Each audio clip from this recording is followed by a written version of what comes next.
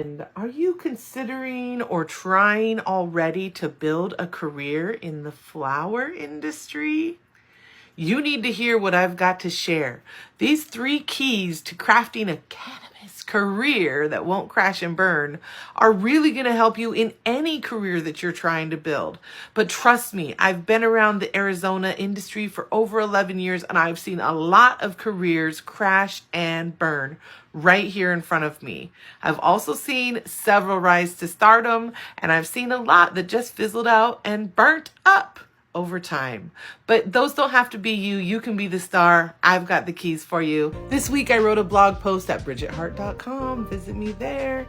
Talked a little bit about the risks associated with building or trying to build or develop a cannabis career. And I also gave 3 keys to making sure that your cannabis career will stand the test of time and be sustainable and create the reality that you really want to live. The first key is do your homework. The cannabis industry is big and growing. It's not even halfway there yet. Only half the country has even legalized yet, and a lot more are coming soon. So the business is going to keep growing. If you're trying to start your own business, awesome. But if you're trying to get a job, do your homework about the companies and brands you're thinking about working with. I talk about that in a couple different areas. Number 1, Google them. Google the name of the owners, Google the brands, Google the licensed dispensary, go onto your state website. Most states that have a legal program will have a website, a government sponsored website that's about what the laws are, etc. in your state. Go there, find out whatever you can there. There may be Better Business Bureau type of things, etc. So use Google. Number 2 is Cannaclusive. This is one of my great favorite resources for finding out about companies' inclusion policies and practices and whether they really stick to their word or not. So cannaclusive.com. Check that out. Look up the company there. Number 3, go to LinkedIn. People work in cannabis companies and are on LinkedIn. So you can find your favorite brands there, find the people that work there from top to bottom. You can follow them. You can connect with them. You can email them. You can ask them to do just question interviews where you just are interviewing them about what it's like to work there, what they love, don't love, etc. And get to know what the culture is really like. And then lastly, and this is going to tie into point number 2 or key number 2, is make your plan, map your route, right? Your journey in and through the cannabis industry could include a lot of different brands. It could include a lot of different verticals or different parts within the industry. It also could include a lot of different ancillary businesses or the businesses that are right around and outside of it. So make your plan and then go execute on your plan. Don't worry about what the company's plan is. They're not living your life. You are. Key 2 to crafting a cannabis career that will not crash and burn. Stay focused on you and your vision. I mentioned in point number 1 that you need to craft your route or determine your pathway or your journey or what it is you want to accomplish and see in your career. That's true in any industry. So I really recommend taking the time to think about that. I've heard that there is, on average, each person is going to have at least 3 careers in their lifetime. So don't worry about getting it exactly right the first time. Just dream with your heart wide open and write down what comes to you. Paint it, poetry it, whatever you do. Make a song, whatever it is. The point is, use that as your compass throughout your career moves. You could end up in a lot of different companies, in a lot of different verticals, and as long as you're always focused on your goal and your vision, you'll be all right. That brings up the point that you are your brand. You're always your brand. From day 1 that you step out there in the work streets, in the career streets, you are speaking for yourself with your work, with how you talk to people, etc. And everybody that you meet along the way, especially in the flower industry, is very likely to become a client, a vendor, a partner, or a boss somewhere in the future. There's a lot of mixy-matchy and moving around within the industry. So always remember that your network is being built every minute that you are out there, good, bad, or otherwise. and build the brand of yourself that you want people to know you as.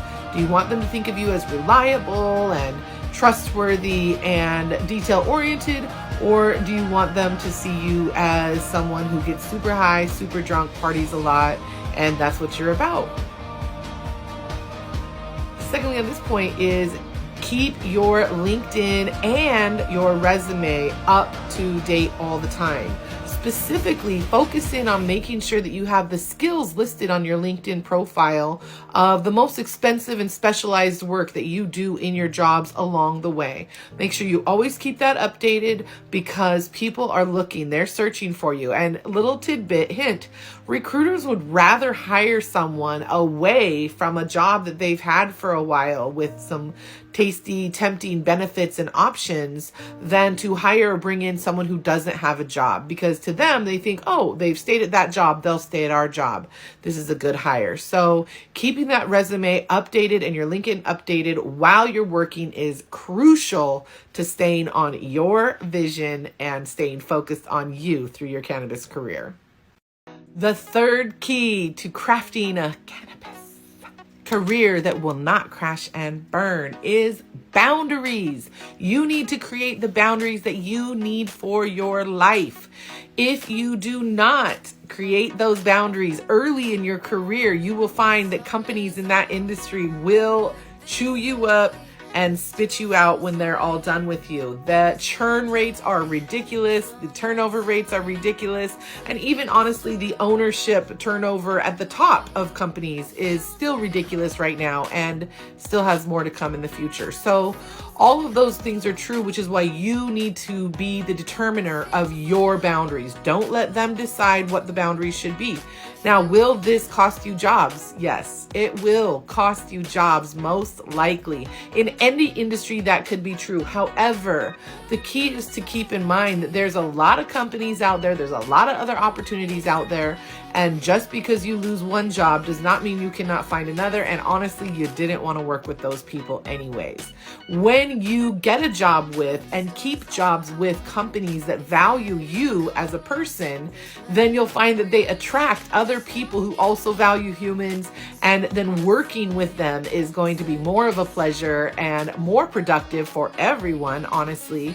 And that network that you build from that and the people that you encounter, like I talked in the last video, you are your own brand, but who you have the chance and opportunity to present your brand to and work with, etc., is crucial in the cannabis industry. Like I said before, a lot of the people you work with now could be future clients, funders, partners, owners, etc. So always keep that in mind, and yet let your boundaries help guide you in your career, as well as kind of protect you from some of the chaos and just chaos that there is in the cannabis industry.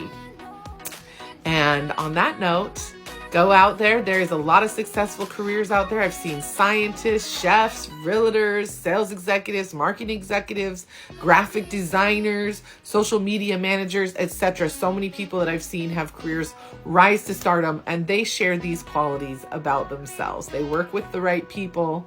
They advertise and follow their own personal vision all the time, and they create boundaries that help them sustain it. So go out there, do it. I love you.